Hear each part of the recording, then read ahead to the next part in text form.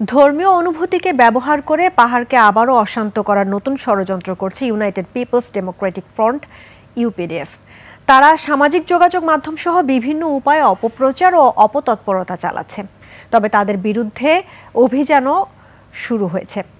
আন্তঃবাহিনী জনসংযোগ পরিদপ্তর আইএসপিআর এর বিজ্ঞপ্তিতে এই তথ্য জানানো হয়। সিরাত আল মুস্তাকিমের রিপোর্ট। নায়াসিনামাইড ও স্যালিসাইলিক সমৃদ্ধ লিলি ফেস ওয়াশ যা ফেসের ডেড স্কিন সেল দূর করে দেয় দ্বিগুণ ফাস্টার ব্রাইটেনিং। নতুন করে নানা অপপ্রচার আর অপতৎপরতা শুরু করেছে ইউপিডিএফ। আর এই কাজে ফেসবুক সহ সামাজিক যোগাযোগ মাধ্যম ব্যবহার করছে তারা, এবং পাহাড়ের সাধারণ মানুষের মধ্যেও নানা বিভ্রান্তিকর তথ্য ছড়াচ্ছে।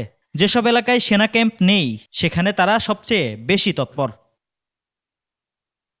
আইএসপিআর জানায়, ইউপিডিএফ এর এই অপতৎপরতার লক্ষ্য হল পার্বত্য অঞ্চলে পাহাড়ি জনগোষ্ঠীকে সেনাবাহিনীর মাঠ পর্যায়ের কমান্ডার এবং সৈনিকদের মুখোমুখি দাঁড় করানো।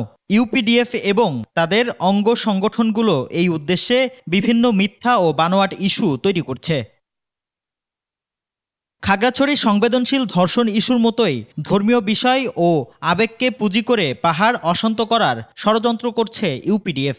চিরাচরিত কৌশল হিসেবে এলাকার জনগণ, মহিলা এবং শিশুদের জোরপূর্বক জমায়েত করছে। বন বিভাগের সংরক্ষিত জমিতে স্থাপিত পেট্রোল বেসের স্থানটিকে বার্মাছড়ি আর্য কল্যাণ বিহারের অংশ হিসেবে দাবি করে একই সাথে তারা দেশ এবং বিদেশ হতে ব্যাপক অনলাইন প্রোপাগান্ডা চালাচ্ছে। আইএসপিআর বলছে, গত 28 সেপ্টেম্বর খাগড়াছড়ির রামসু বাজার এলাকায় ইউপিডিএফ এর সশস্ত্র সদস্যদের সক্রিয় অস্ত্রের গুলিতে 3 জন পাহাড়ি যুবক নিহত হয়।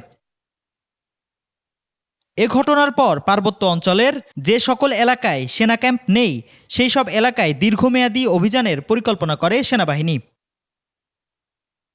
গোয়েন্দা তথ্যের ভিত্তিতে খাগড়াছড়ির বর্মাছড়ি এলাকায় গত 18 অক্টোবর থেকে সেনাবাহিনী অভিযান পরিচালনা শুরু করেছে।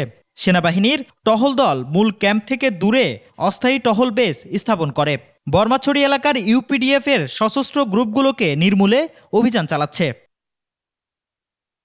সিরাত আল মুস্তাকিম, 21 টেলিভিশন, ঢাকা।